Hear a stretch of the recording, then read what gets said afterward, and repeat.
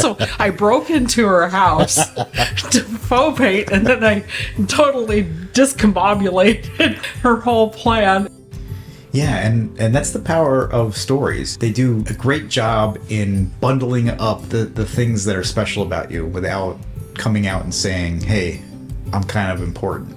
Hey, you know, like the Ron Burgundy, you know, I'm kind of a big deal. Here she is in her 80s, and she's finally getting something that she wanted as a little girl, and that they picked me for that. How to talk about your art without sounding like a pompous ass. That's incredible. Good morning, good afternoon, good evening, depending on your situation. This is the Emerging Artist Podcast, and I'm Scott Markowitz, joined here by Shiree, Nichole.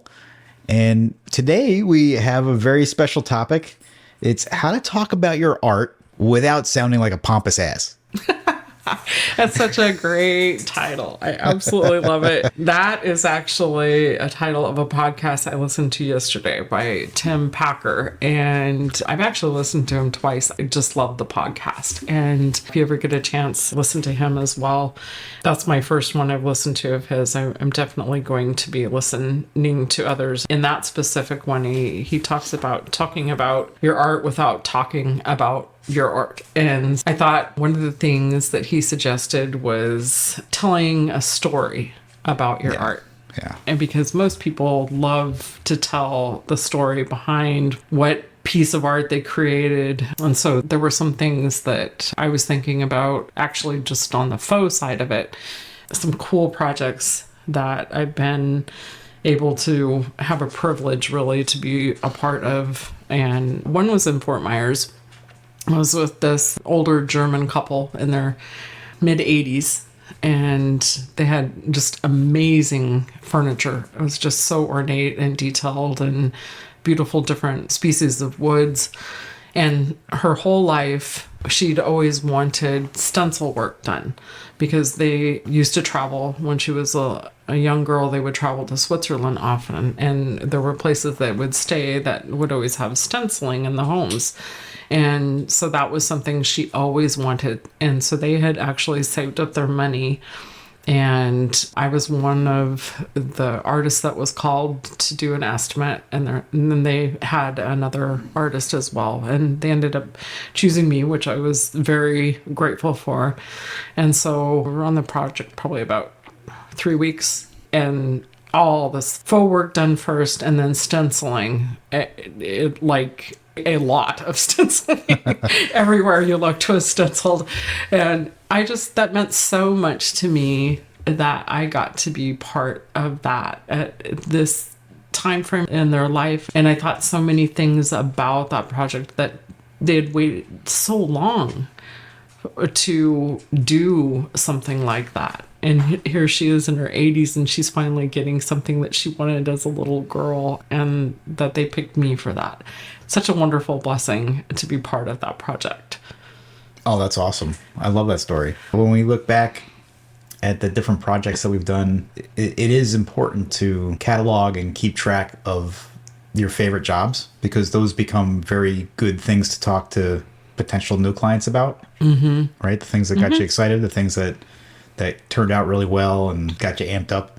There's a couple of stories that pop into my mind. I would love to share about a recent job I did with the Collier Building Industry Foundation. Oh, yeah. So one of my big clients is the Collier Building Industry Association, which is a paid association. The purpose of the organization is to create relationships within the building industry so that business can get conducted a little bit more easily, but also the purpose is to create some influence with local and statewide government and legislators to make sure that the building industry is well represented.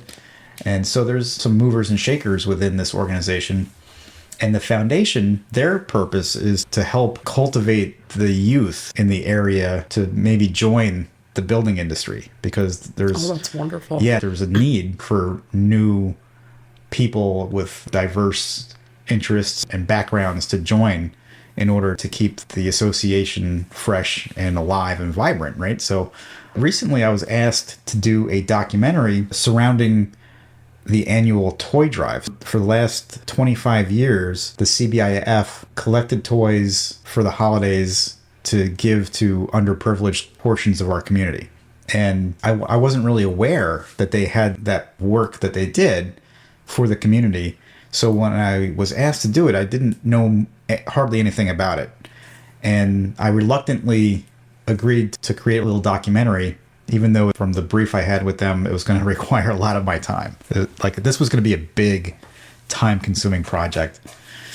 And I was a little reluctant to do it, but as I dove into it, and I saw how much the other members of the CBIA dedicated themselves to it. Some of them have been doing it for the entire 25 years. And there was one individual, his name is Tom Lycos. He owns Lycos Construction, and he got involved. Oh, I know them. Yeah. Oh, yeah. So he got involved after his brother had passed away. And it became something he did just to take his mind off of the sorrow.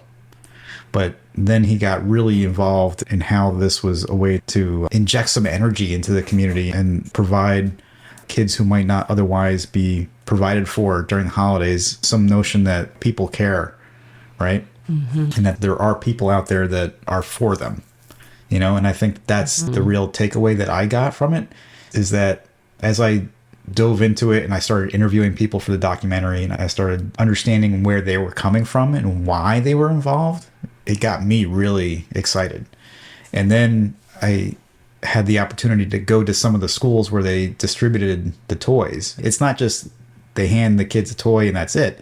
It's a whole production where they get a little time with Santa Claus and Mrs. Claus. They get to pick their own toy out of thousands of toys, and they get to pick what they feel is the toy for them. Oh, wow. And then you see how the people that volunteer, there's a lot of people that go into the school. It's not just they drop the toys off. They go into the school. They interact with the kids. They take the time to walk each child through and have a conversation with them. You know, like, what do you like? What is it that you're interested in? Or do you like sports? Do you like fashion?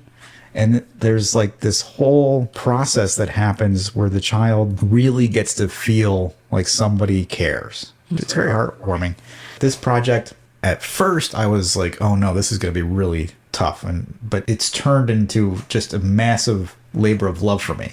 Oh. And the documentary came out amazing.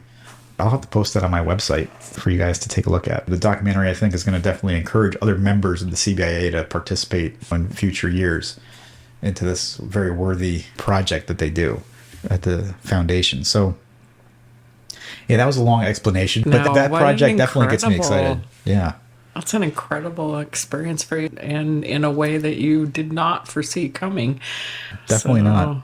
That's incredible. I was thinking about another project that I did in Fort Myers. It was very special as well. The client had been taking care of her mother, who needed basically hospice care, and they had moved the mom into a hospital bed in the front living room. And when she passed away, the client still was struggling with spending any time in the front room, even though the furniture had been put back and the bed was no longer there.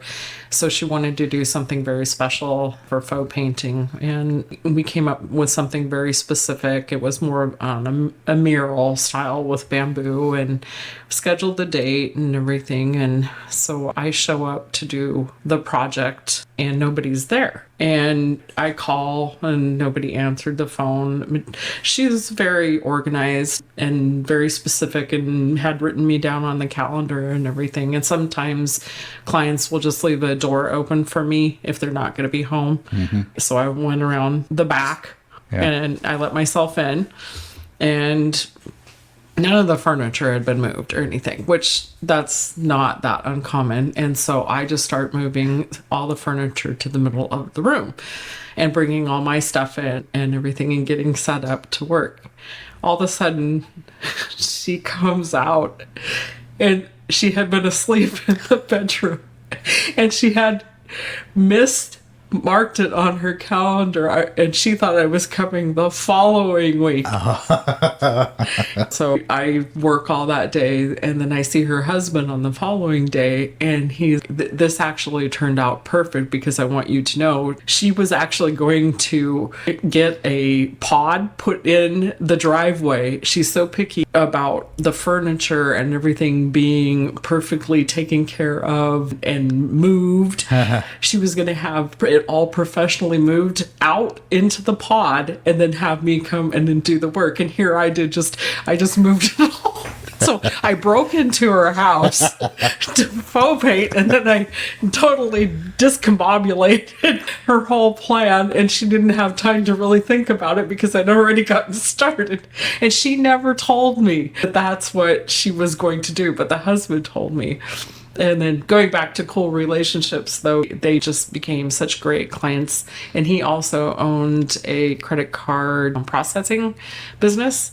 And so it was the first time, too, that I signed up with them, and we took credit cards for our business. I don't do that anymore, but at that time, it was like 15 years ago, that worked out that way. And then they would always send us a Christmas card every year, and should buy us little gifts and send them. And then they had this African gray, incredible bird, very, very smart, that it had memorized the Nichole ringtone perfectly and would do it all the time, and it would make you think your phone was constantly ringing. And then my husband had taught it to, his name was Coco, and he would teach it to say, "Hello, Coco." And so it was just a fun project. But yeah, thankfully it worked out, considering her first experience was that I broke into her house to work. Yeah. But I love the story too, that she trusted me with doing such an important project after her mother passed. That meant a lot to me, and that I was able to provide something special and unique for her that made her feel comfortable back in her living room.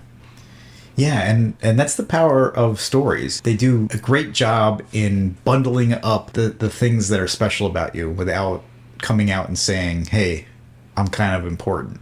Hey, you know, like the Ron Burgundy, you know, I'm kind of a big deal. Well, and going back to a little bit about how you and I met, it was a little intimidating. You never told me, but Gina did, that you worked at CNN and on HGTV, and I'm like, oh my goodness. You know? Oh, I didn't even know that. Yeah. Oh, you didn't know that I knew that? Yeah. No, I didn't even know that. So all this time, I've known you for 3 years, and you have never told me that, but I do know that. And yeah, the first time you were going to photograph, and then I think I knew more about what you did and when you videoed the art pours, the acrylic pours that we were doing together. Yeah. So that's a big deal. You were all part of that. Yeah, I do try to convey to people that I've been part of like really big projects, but I don't always come out and say I was a media manager at CNN, because it does come off, I think it can come off as being braggy, I think. Yeah. I'll try to weave it in through stories. I might say things along the lines of, I used to do similar things when I was working at CNN. And then I'll go right into the project that I have envisioned for that person. And that way, that like it can come kind of a surprise to them. Oh, like I didn't know that. But then I'm talking about them to them about them again immediately. Like I try to drop those little bombs, so to speak, but I have to immediately go back to them. Less braggadocious. Is that a new word? Braggadocious? Less braggy, let's say. And it also reminds them that they're important to me, because I could easily talk more about that, but I'm more interested in them. And to be honest, my days at CNN, I'd rather forget anyway. I'm kidding. Sorry. No, I'm kidding. That was a fantastic part of my life. I'd probably still be there at CNN, but Ted Turner sold the company. I was there when they sold to Time Warner. Okay. And yeah, Time Warner changed the culture a little bit. You know, it's not my cup of tea anymore. Still a great company though. But yeah, it's important not to be that pompous ass. Yes.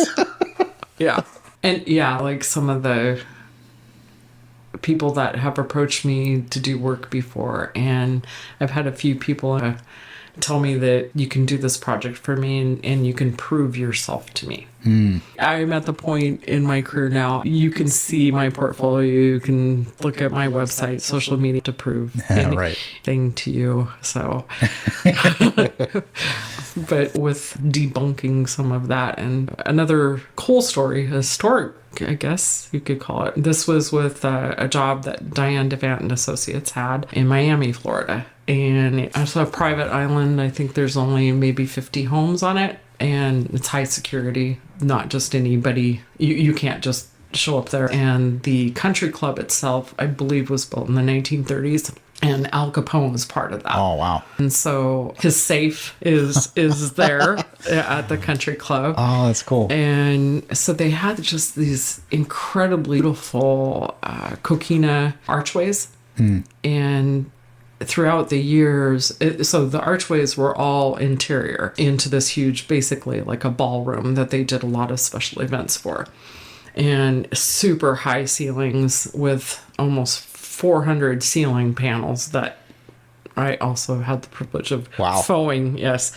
But the thing that was was humbling, and I felt just very privileged about it, is that there hadn't been any touch-ups ever since those arches had been put in. And so I got to use faux effects products and create pieces that had been broken and different things and re-faux over these arches, making them look as real as natural, because some of the area, one side of it had previously been outside, and they extended it and they made it interior, so it had aged differently than the other side of the coquina, and so that we had to make it all matching. Wow. And then the ceiling, I was on the largest scissor lift that you can be on, and drove it. I'm not part of OSHA, thank goodness, but to reach it at the very height, I had to put a ladder on top of the scissor lift. I know that's a bad idea.